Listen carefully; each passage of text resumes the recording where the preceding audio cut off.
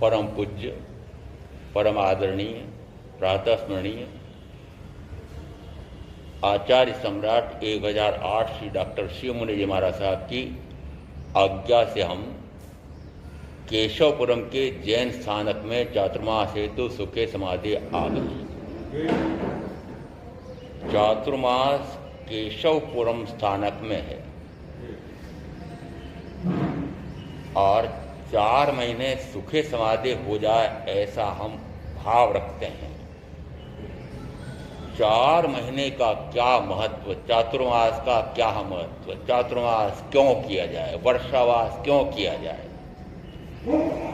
जिस समय ये पावट ऋतु आती है उस समय सर्वत्र वर्षा होने के कारण से छोटे मोटे एकेंद्रीय से लगा करके और पंचेंद्रीय तक कई प्रकार के जीव नए नए उत्पन्न होते हैं। और उस समय तीर्थंकर परमात्मा कहते हैं, हे संयमी साधु साध्वी, अपने ब्रह्मचर्य महाव्रत और उसके साथ फिर अहिंसा महाव्रत के परिपालन के लिए किसी भी जीव की हिंसा विराधना न हो, इस कारण से वर्षा ऋतु में श्रावणवदी एकम से लगा करके और फिर कार्तिक की अमावस्या पूर्णिमा तक 4 महीने वर्षावास करें। एक दिन पहले क्यों नहीं, एक दिन बाद में क्यों नहीं।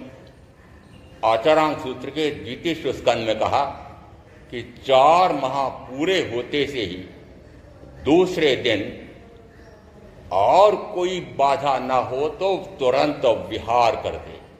यदि एक दिन और नहीं रुक सकता तो मैं एक दिन पहले कैसे आ सकता हूं। आज अपेक्षा से तो अभी तो 14 है ऐसा मुझे ज्ञात है जी। और प्रतिक्रमण के समय फिर पूर्णिमा लग जाएगी, आषाढ़ी पूर्णिमा। कल पूर्णिमा रहेगी और 25 तारीख को वर्षावास प्रारंभ होगा। परंतु वर्षावास के पहले आषाढ़ी पूर्णिमा जिस दिन संवत्सर पूरा होता है, संवत्सर यानी वर्ष, आप संवत्सरी न जाने कब मनाने बैठेंगे। हमारी तो संवत्सरी आज है और आज हमें एक संवत्सर पूरा हुआ है। इस कारण से संवत्सरी प्रतिक्रमण करके और प्रवेश किया है। संध्या काल यह चातुर्मासी पक्षी प्रतिक्रमण होता है और फिर 4 माह निरंतर सुखे समाधि यहीं स्थिर वास करता है, ऐसा आगमों में स्पष्ट ही उल्लेख है। महाराज 2 महीने पास का पास अशोक विहार है, वहां दे दो, 2 महीने यहां दे दो। मैंने कहा वर्षावास 2 महीने, 1 महीने, 3 महीने, 4 महीने का होता है। वस्तुतः वर्षावास 4 माह का है। इसका अर्थ है कि 4 महीने के एक दिन पहले नहीं, एक दिन बाद में। वर्षावास के पहले की ये आषाढ़ी पूर्णिमा के संध्या काल में हमें यहाँ संवत्सरी प्रतिक्रमण कर लेना चाहिए, तो संध्या काल तक आ सकते थे। परंतु प्रातः काल इसलिए आए हैं कि वस्तुतः मौसम का भी ध्यान रखना पड़ता है और परंपरा इस प्रकार की है। इस कारण से ये प्रातः काल विहार करके अब यहाँ 4 माह आप क्या सुनने के लिए आएंगे। अभी 6 दिन तक डेरावाल नगर के स्थानक में आत्मा नहीं है, आत्मा है तो भी नित्य नहीं है, आत्मा हो तो भी कर्म का ही करता है, और यदि कर्म का ही करता है तो कर्म का ही भोगता है, और यदि कर्म का ही करता भोगता होता रहे तो कहा कि मोक्ष है ही नहीं, और यदि मोक्ष नहीं है तो मोक्ष का उपाय नहीं। गुरु उत्तर देते हैं आत्मा है फिर कहते हैं आत्मा नित्य है, फिर कहते हैं आत्मा कर्ता है, कर्म का नहीं, आत्मा स्व का ही करता है तो स्व का ही भोगता है, और स्व का करता है ना, स्व यानी आत्मा। यदि आत्मा स्व का करता हो तो कैसे होगा कि वह पर कर्तृत्व से पूर्णतः परे हट जाता है। पर कौन और स्व कौन? स्व में स्वयं शुद्ध चैतन्य स्वरूप की आत्मा, और पर कौन? कि इस एकाकी असंग अभय अनासक्त एकाकी आत्मा के अतिरिक्त शेष सारे पर हैं, पराये हैं। पराये हैं, अरे अपने पराये का भेद करते हो कि नहीं? संसारी लोग अपने कौन और पराये कौन? तो मेरे तो अपने बाहर में दिखें, बाहर में देखूं तो मात्र ये पंच परमेष्ठी समबंधी जैसा मेरा स्वरूप आत्मा का है, वैसा इन पांच परमेष्ठी का भी स्वरूप है। दो ने उस स्वरूप को पूर्णतः प्रकट कर लिया है, और शेष तीन उस पूर्णता की ओर प्रकट करने, पूर्णता को प्राप्त करने के लिए निरंतर आत्म पुरुषार्थ कर रहे हैं। इसलिए बाह्य में मेरे संबंधी हैं ये पंच परमेष्ठी, और मेरा सग्गा कौन कि जो मेरे एक समय के लिए भी मुझसे विछोह को प्राप्त नहीं होता है, मेरा वियोग नहीं करता है, मेरे साथ के साथ रहते हैं। चार मेरे ऐसे सग्गे जो मेरे से एक समय भी कभी अलग हुए नहीं, होते नहीं, होंगे नहीं। अनंत ज्ञान, अनंत दर्शन, अनंत सुख, अनंत वीर्य। जिस समय ऐसा पक्का हुआ कि जैसा ये सिद्ध परमात्मा का स्वरूप है, जैसा इन अरिहंत परमात्मा का स्वरूप है, वैसा ही मेरा स्वरूप भी है। मेरा नहीं, यद्यपि यहां तक कहूं एकेंद्रीय स्थावर काय, पृथ्वी काय, आपकायिक, देवकायिक, वायुकायिक, वनस्पति काय, इन पांच स्थावर काय के जीवों में भी, फिर आगे तो सारे हुई, यदि सार काय के जीवों में भी इसी प्रकार का सामर्थ्य है, इस प्रकार की शक्ति है कि वे भी जैसे सिद्ध हो गए हैं वैसे ही सिद्धत्व उनमें भी विद्यमान है, बुद्धत्व विद्यमान है, मुक्तत्व विद्यमान है। वे भी परमात्मा है, वे भी परमात्मा स्वरूप प्रकट करें, इस प्रकार का उनका स्वभाव है। स्वभाव है, स्वभाव का अर्थ होता है कि वह स्वरूप प्रकट कर ही सकते हैं, कर सकते हैं। इसका अर्थ है कि स्वभाव और परभाव यदि पक्का हो जाए, मात्र चातुर्मास में स्व कौन और पर कौन, स्व स्वरूप क्या, पर स्वरूप क्या, स्वभाव क्या, पर भाव क्या, स्व कर्तृत्व क्या, पर कर्तृत्व क्या, और फिर यदि स्व और पर का ज्ञान हो जाए, स्व भाव और पर भाव का ज्ञान हो जाए, तो फिर पर भाव से पूर्णतः परे हो जाना, उसे कहा वह मोक्ष है। फिर उपाय क्या होगा? कि उपाय होगा कि जिन जिन कारणों से कर्म का आशोर बंद हो रहा है, उनमें से मुख्य है मात्र दो। जिन दो कारणों से अनंत काल से मैं चतुर्गति में निरंतर जन्म मरण जन्म मरण करता रहा हूं, वे दो कौन? कि एक मेरे शुभ भाव से उपार्जित किया हुआ पुण्य कर्म, और दूसरा अशुभ भाव के कारण से मेरे द्वारा उपार्जित किया हुआ पाप कर्म। इसका अर्थ है कि निरंतर शुभाशुभ शुभाशुभ शुभाशुभ शुभाशुभ पुण्य पाप पुण्य पाप पुण्य पाप, उस कारण से चतुर्गति। पाप का अर्थ होता है प्राणत्य से लगाकर मिथ्या दर्शन से लेकर के 18 प्रकार के पाप हैं। और जब तक मन वचन काया या जिस समय जितने मिले होंगे, उस समय मात्र इस प्रकार के 18 प्रकार के पापों में मैं प्रवृत्ति करता रहा। और मैं तो यह भी स्वीकार करता हूं कि इस मनुष्य में आकर के भी बहुत काल तक मात्र वही करता रहा, पुण्य पाप अधिकांश तो पापी पाप पापी पाप पापी पाप। परंतु जिस समय केवल प्रगट वाणी सुनता हूं, जिस समय तीर्थंकर परमात्मा की वाणी सदगुरु के माध्यम से सुनने का अवसर मिलता है, जैसे मुझे अवसर मिला, अवसर मिलते से अंदर में पक्का हुआ तो हो मैंने तो अनंत काल हो गया है भ्रांति पाल रखी थी। मैंने समझा शरीर ही सब कुछ मैं हूं, और शरीर के साथ जुड़ी 5 इंद्रियां सब कुछ है। इन 5 इंद्रियों के माध्यम से मिलने वाला सुख ही सुख है। हाँ बोलो ना, 5 इंद्रियों के माध्यम से मिलने वाला सुख ही, बोलना नहीं हो रहा है, उसी का मजा तो ले रहे हो, उसी का मजा ले रहे हो। 5 इंद्रियों के माध्यम से जो जो चक करके भोग रहे हो, तो चक करके भोग रहे हो, इसका अर्थ है कि आपको मजा आ रहा है। और मजा आ रहा है इसका अर्थ है कि आपने पक्का मान रखा है कि 5 इंद्रियों के माध्यम से मिलने वाला सुख ही सुख है।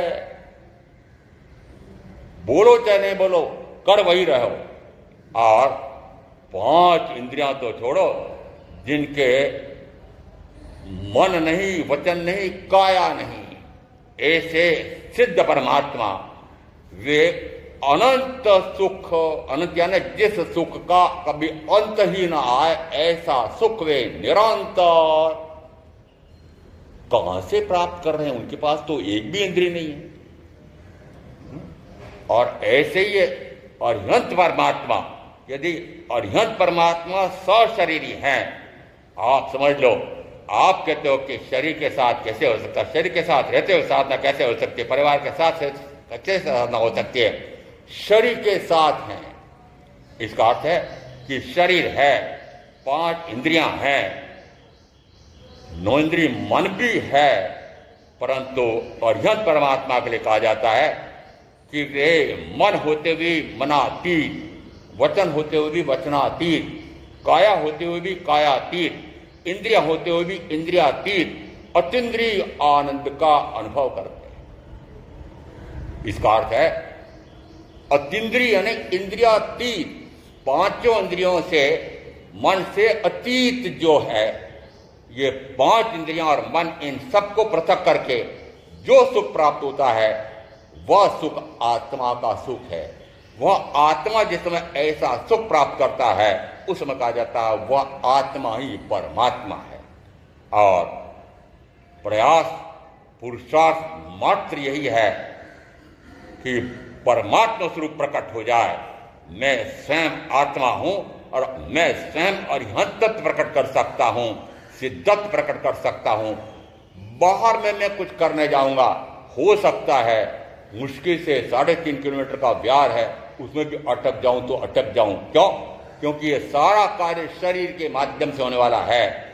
अरे शरीर के माध्यम से होने वाला है, वह तो पता नहीं कितने प्रकार का बाधक कारण हो सकता है, परंतु जो साधना आत्मा के कारण से, आत्मा के माध्यम से, आत्मा से ही होने वाली है, आत्मा के लिए होने वाली है, आत्मा के लिए और आत्मा में ही, आत्मा के लिए ही, आत्मा 6 विभक्तियां लगा देना। इसका अर्थ है कि जो कार्य मैं स्वयं कर सकता हूं, उसमें कहा कोई बाधा नहीं है। क्यों? क्योंकि बाधा किसकी है? बाधा मात्र मन की, वचन की, काया की, इंद्रियों की है। जब तक इन इंद्रियों का सहारा लेते हो, जब तक मन का सहारा लेते हो, तब तक निश्चित मानना कि या तो शुभ होगा या अशुभ होगा। और अभी तक आपका लेखा मुझे ज्ञात है, आप निरंतर इस भाव का जितना काल व्यतीत हो गया है, कोई छोड़ दो कि जिनका थोड़ा सा पुण्य का या अधिक से अधिक पुण्य का खाता होगा, परंतु पाप का खाता बड़ा है। किससे हाँ बरो है? पाप का खाता बड़ा है। यदि पाप का खाता बड़ा है तो अब बताओ कि मैं तो प्रवचन देने आया हूं, मैं तो यहां पर यह करने आया हूं कि रे पाप का खाता की पूर्णता नष्ट हो जाए और पुण्य का खाता भी नष्ट हो जाए, परंतु आप सारे कहते मेरे तो पाप का खाता भी चल रहा है। तो मैं ऐसा मानता हूं, निश्चित पक्का मानता हूं कि वर्तमान का जो मनुष्य भाव मिला है, यह पाप से नहीं मिला है। सुगति पाप से, पुण्य से, और पुण्य भी कैसा पुण्य कि ऐसा पुण्य कि शरीर अपेक्षा से निरोगी है, पांचों इंद्रियों की पूर्णता है, बुद्धि भी भ्रष्ट नहीं है, बड़ी विशिष्ट मिली हुई है। यदि करोड़ों अरबों खरबों का धंधा करके करोड़ों करोड़ रुपए कमा रहे हो तो बुद्धि तो बहुत विशिष्ट मिली है, बड़ी तीक्ष्ण मिली है। कैसे कहते बुद्धि नहीं है? वैसे तो बुद्धि वैसे तो आत्मा का गुण है, अनंत है, वो अनंत बुद्धि। इसका अर्थ है कि ऐसी बुद्धि मिली है, ऐसे फिर आपकी अपेक्षा से गिन लेता हूं। मैं तो फर्नीचर मास्टर था, पांचों इंद्रियों की छक करके भोग भोगे ऐसे सारे सुख साधन पूर्व के पुण्य के फल से मिले हुए हैं। ये तो हुआ सामान्य पुण्य। अन्न पुण्य से लगा करके नमस्कार पुण्य तक के इन 9 प्रकार के कार्यों से ये सारे इंद्रिय विषयों के सुख, शरीर के सुख, अन्य सारे सुख इसी प्रकार से मिले हुए हैं। अरे यह इस प्रकार का पुण्य तो तुच्छ है, त्याज्य है, क्या रखा है? कचरा है, पुण्य का कचरा। इसी में लोटपोट कर रहे हो। और पुण्य के कचरे में जब तक लोटपोट करोगे तब तक मान लेना निरंतर पाप। और क्या निकला? पुण्य का भोग भोगे तो पाप बांधे, पुण्य का भोग भोगे तो पाप बांधे। अभी हम हमारी बात नहीं कर रहे हैं। यदि 24 के 24 तीर्थंकर हुए हैं, वे पहले क्या कि गृहस्थ अवस्था में क्या कि 24 के 24 राजा या राजकुमार या एक राजकुमारी श्वेतांबर परंपरा के अनुसार, उनमें से 3 ऐसे जो चक्रवर्ती कौन से कर्म से मिला है? पुण्य कर्म से। आपका पुण्य उससे भी अधिक है क्या? अरे चक्रवर्ती के, इन राजाओं के, उनके पुण्य से आपके पास अधिक पुण्य है, परंतु वो इतना पुण्य कर करके आए हैं और उसके कारण से इतना सुख सामग्री सारी चक्रवर्तित्व तक प्राप्त हो गया और लात मार दी। क्या किया? क्यों? कैसे? अरे पुण्य का कचरा यदि मैं इसमें लोटपोट करूं तो पुनः पाप बांधूं। क्या मैं वर्तमान अपेक्षा से कहूं पुण्य करके आया हूं, आप जानो, मुझे पता नहीं है। पुण्य करके निश्चित बात है कि वह जो सामान्य पुण्य कहा वह तो बहुत कम, परंतु एक विशिष्ट से विशिष्टतम सातिशय पुण्य का उपार्जन भी हुआ है। वह इस कारण से मुझे ऐसे स्थान पर जन्म मिला है, ऐसा कुल मिला है, ऐसा क्षेत्र मिला है कि जिसमें मुझे तीर्थंकर परमात्मा की वाणी और सदगुरु का योग मिला। यह सामान्य बात है, सामान्य बात है। जिस समय पता लग रहा था कि केशवपुरम वालों को बड़ा जोश है चातुर्मास का होना चाहिए, भरपूर जोश होना चाहिए, क्यों नहीं होना चाहिए? और ऐसा अवसर मिल रहा है कि जिसमें तीर्थंकर परमात्मा के वाणी सदगुरु के माध्यम से सुनने का स्वर्णिम अवसर। और वह अवसर कैसा है कि वह अवसर ऐसा है, एकमात्र मनुष्य भाव, एकमात्र का अर्थ होता है 4 प्रकार की गतियां हैं, उसमें से 2 गतियां पुण्य के कारण से मिलती है, एक मनुष्य गति और देव गति। दूसरे 2 गतियां ऐसी मिलती है जो हिंसा से लगाकर मिथ्या दर्शन कर तक के 18 प्रकार के पापों से मिलती है। यदि पाप गाढ़ से गाढ़तर गाढ़तम हो तो नरक गति, और पाप गाढ़ हो तो तिरंज गति। इसका अर्थ है कि पाप से आप इस भाव में नहीं आए हैं, पुण्य से आए हैं। परंतु पुण्य से जो वास्तव में जो पुण्य का तो भोग अधिक से अधिक पुण्य होता तो वह तो देवगति में जाता है। तो भोगों की अपेक्षा से तो देवगति सबसे अच्छी मानी गई है। इसलिए आप क्या चाहते हैं? कोई तो बोल दो। देवगति। देवगति, मरो देवगति। यदि देवगति में भी गए तब भी सम्यक्त्व हो तो छोड़ दो, अन्यथा देवगति में व्यंतर वाण व्यंतर देव, उनकी रिद्धि सिद्धि कितने, उनका रूप लावण्य शरीर का किस प्रकार का, एक चक्रवर्ती के समान तो उनका शरीर का रूप लावण्य होता है।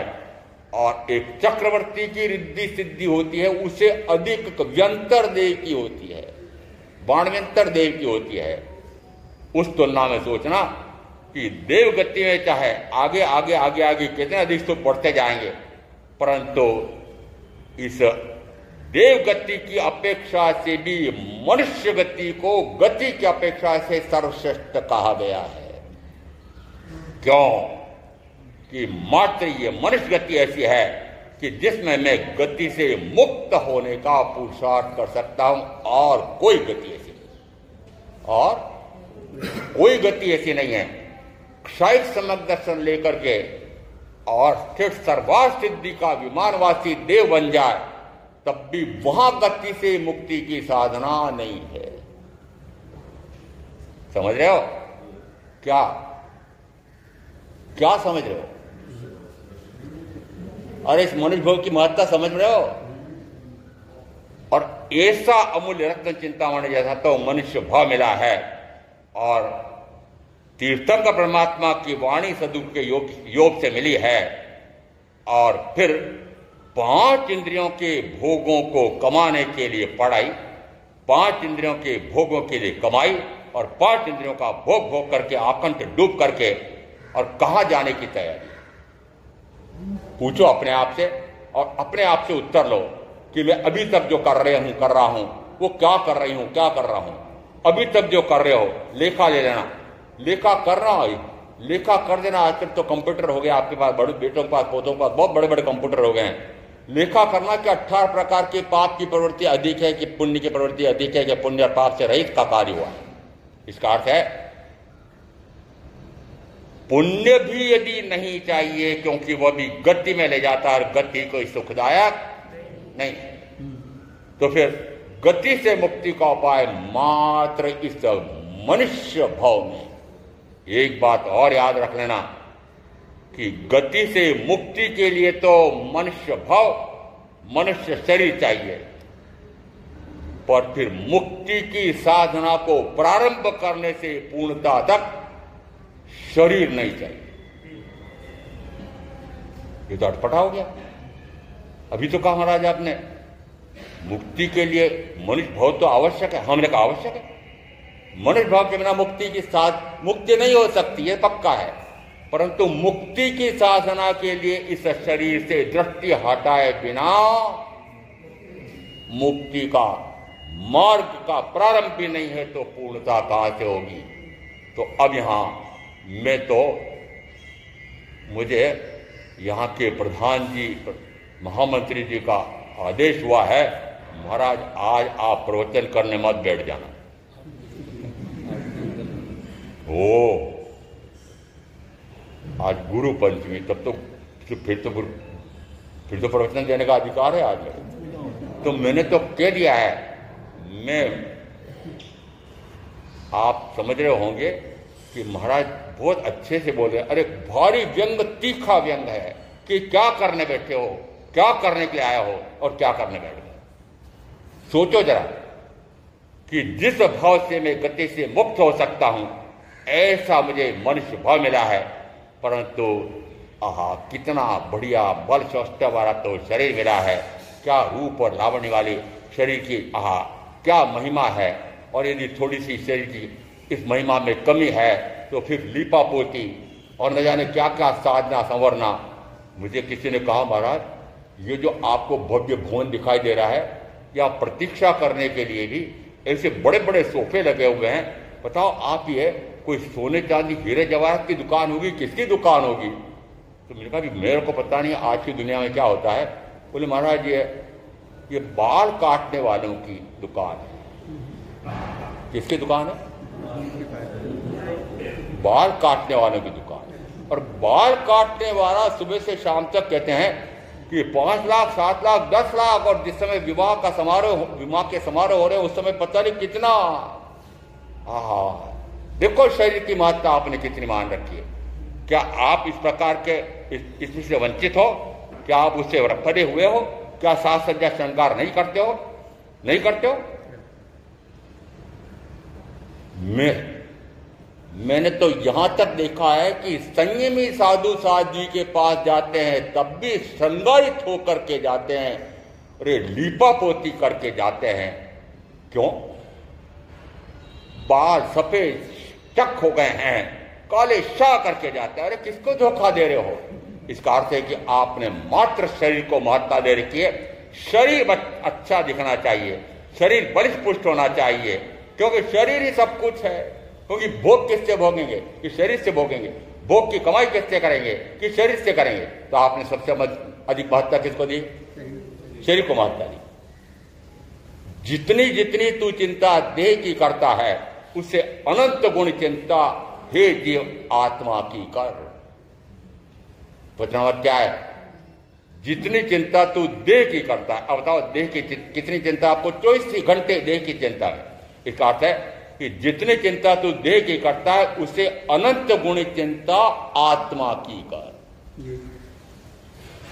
और वह कैसी होगी कि मैं अब तक जो हुआ हुआ तो उसका मुझे पश्चाताप धिक्कार है इस भाव में भी, और अब मैं आज के पहले तक जो मैंने इस प्रकार का पापाचार किया है, अब मैं उस पापारम से भी पूर्णतः परे और फिर पुण्य से भी पूर्णतः परे और मात्र शुद्ध आत्मा की मात्र शुद्ध परमात्मा स्वरूप प्रकट करने की साधना में ही लगूंगा। ऐसा यदि प्रण करते हो तो फिर मैं कहता हूं कि केशवपुरम वालों ने जो चातुर्मास कराया है तो वह सही कराया है, और किसी लक्ष्य से कराया हो। मात्र मुझे पुण्य पाप से परे होकर के मुक्ति की साधना ही करना है। अभी मैंने कहा था डेरावाल में चर्चा करते करते मोक्ष है और फिर मोक्ष का उपाय भी है, परंतु अब एक दिन में मोक्ष का उपाय बताना, फिर भी सारांश में कल भी उपाय बताया था। मैंने कहा यदि वहां मोक्ष का उपाय बताता बताता यहां आया हूं तो फिर यहां क्या करूंगा? प्रधान जी कहो क्या करना चाहिए हमको? अरे कोई तो बोलो।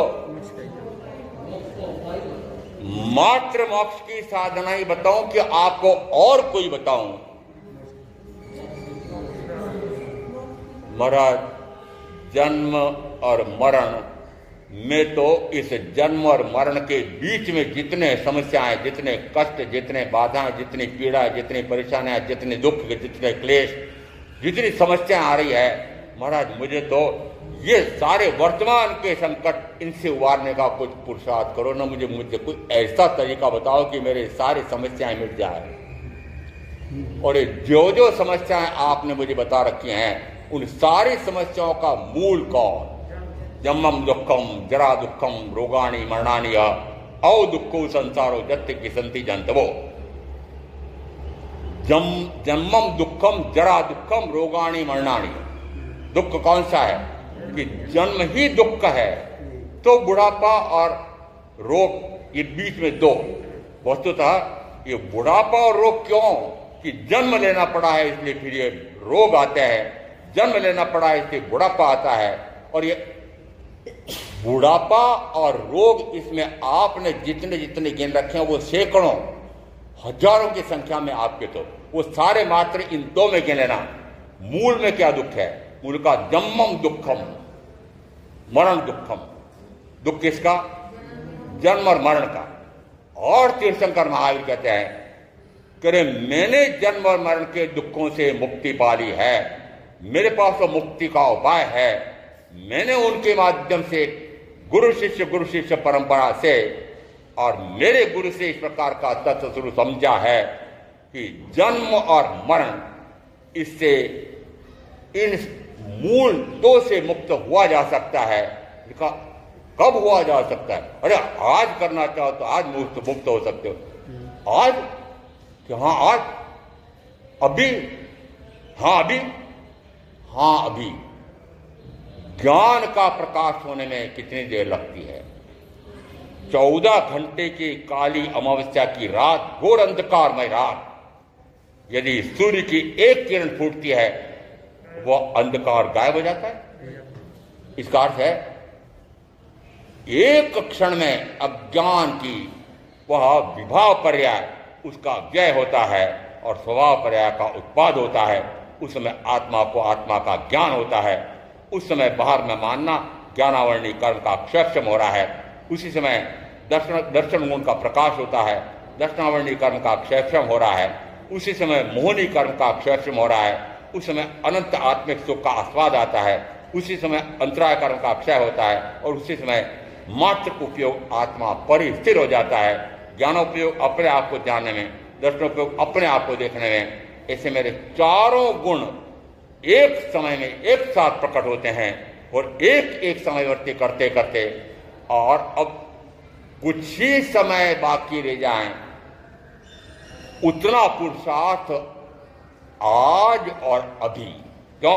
क्योंकि कितनी देर का पुरुषार्थ चाहिए कि मात्र 2 घड़ी निरंतर, 2 घड़ियां ने 48 मिनट निरंतर ज्ञाता दृष्टा ज्ञाता दृष्टा स्वकई ज्ञाता स्वकई दृष्टा स्वकई ज्ञाता स्वकई दृष्टा, स्वरूप में रमणता सूर, स्वरूप में रमणता सूर में रमणता, केवल ज्ञान, केवल दर्शन।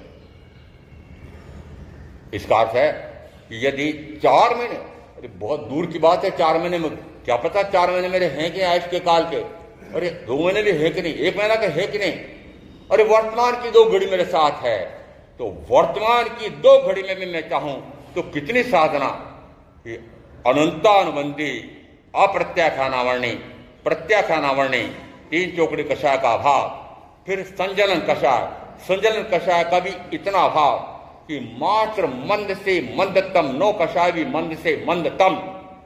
और अब 5वें आर्य का मैं दुर्भाग्य मनुष्य कि 5वें आर्य में इस प्रकार की साधना नहीं हो सकती कि इसी भाव में मैं सर्व घाती कर्मों से मुक्त हो जाऊं, सर्व कर्मों से मुक्त हो जाऊं। ऐसा वर्तमान का मनुष्य मैं पुरुषार्थ नहीं कर सकता। ये मेरी स्वयं की कमी मान लेना कि 5वें आर्य में जन्मा हूं। इस कारण से फिर इतनी साधना 5वें आर्य में है कि एक भाव करके मोक्ष जाया जा सकता है। और ऐसी साधना आज नहीं, इस 5वें आर्य के अंतिम दिन तक इस प्रकार की साधना भी होगी। इस प्रकार की साधना पद्धति, इस प्रकार के साधक, इस प्रकार के साधना के पथिक, इस प्रकार की साधना के मार्गदर्शक भी उस दिन तक होंगे। इसका अर्थ है कि अभी कोई बहुत अधिक विलंब नहीं हुआ है। अभी तो 5वें आर्य के 2600 वर्ष भी नहीं बीते हैं, इसलिए बहुत अधिक अवसर हैं। एक अपेक्षा से कहो कि अवसर निरंतर घटते जा रहे हैं, क्योंकि 5वां आर्य ये भी 2 बात एक साथ, व्याख्या प्रकृति सूत्र में 2 बातें एक साथ आ गई है। भगवान से पूछा, भगवान आपका शासन कब तक चलेगा?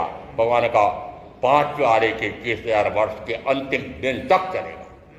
मैंने तो मात्र वह लिया है, मैंने तो वह पहली बात पकड़ ली, पहला विकल्प पकड़ लिया। आपने दूसरा विकल्प पकड़ रखा है। पक्का कह रहा हूं कि 5वां आर्य ऐसा है कि वही महावीर वापस कहते हैं कि मेरा तीर्थ निरंतर क्षीण क्षीण क्षीण क्षीण क्षीण क्षीण होता होता और 5वें आर्य के अंतिम दिन तक क्षीण हो जाएगा। दूसरी बात, ये दूसरी बात, ये तीर्थंकर परमात्मा के तीर्थ की उन्नति और अवनति किससे?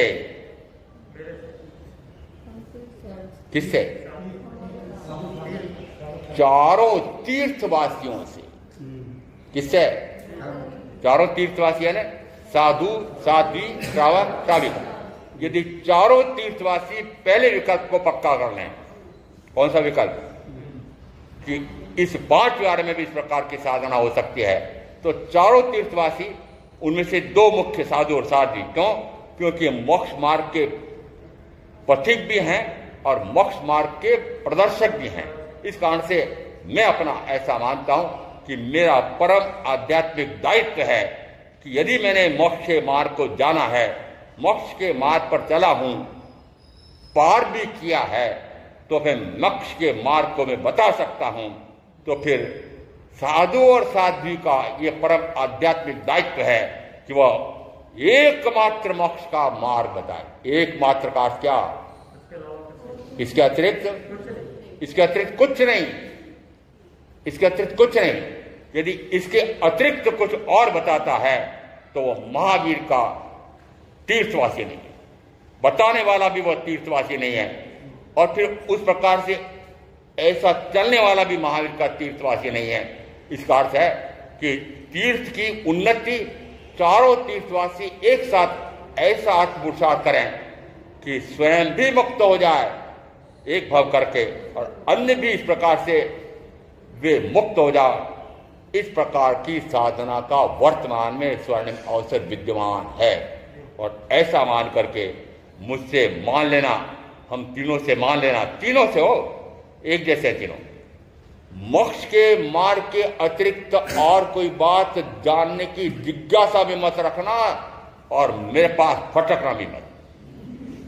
साफ बोल रहा हूं, और कोई इच्छा लेकर के आओगे तो निराश जाओगे। पक्का कह रहा हूं कि यदि आपको घर अच्छा चलाना हो, आपको गृहस्थी अच्छी चलानी हो, व्यापार व्यवसाय अच्छा चलाना हो, तो समझ लेना उदयमणि के काम, उदयमणि के प्रवचन कोई काम के नहीं, सुनना ही मत। उदयमणि के प्रवचन उसी के लिए सुनने योग्य हैं कि जो मात्र अशुभ से भी परे, शुभ से भी परे, पाप से भी परे, पुण्य से भी परे, मात्र आत्मज्ञान, आत्मदर्शन, आत्मरमणता रूप ऐसे रत्नतर धर्म की आराधना करने के लिए ये चातुर्मास प्रारंभ हो रहा है।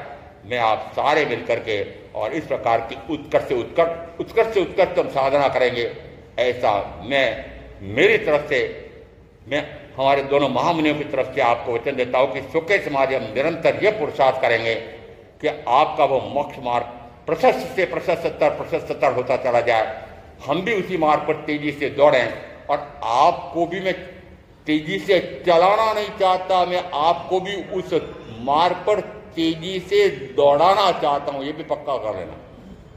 दौड़ाना किसको कहते हैं? अरे पूछ तो लो बीच में, मैंने तो बोल दिया। मैं मोक्ष के मार्ग पर तेजी से दौड़ रहा हूं, और मैं क्या चाहता हूं? क्या चाहता हूं? तो फिसड्डी क्यों बनते हो? फिसड्डी क्यों बनते हो? तेजी से मोक्ष के मार्ग पर दौड़ करके मैं भी पार हो जाऊं, ऐसा लक्ष्य रख करके यदि आप यहां आएंगे तो वह लक्ष्य निश्चित रूप से पूर्ण होगा। ऐसे सुन समझ करके मैं आप जो साधना करेंगे उनका अवश्य कल्याण होगा। ओम शांति। प्रवचन का समय यहाँ के संघ ने 1.25 घंटे का रखा है, और कल यहाँ के पदाधिकारी आए। महाराज साहब, हमारे यहाँ की पद्धति है कि 15 मिनट से लगा करके आधा घंटा तो मानते हैं कि विलंब से जा सकते हैं,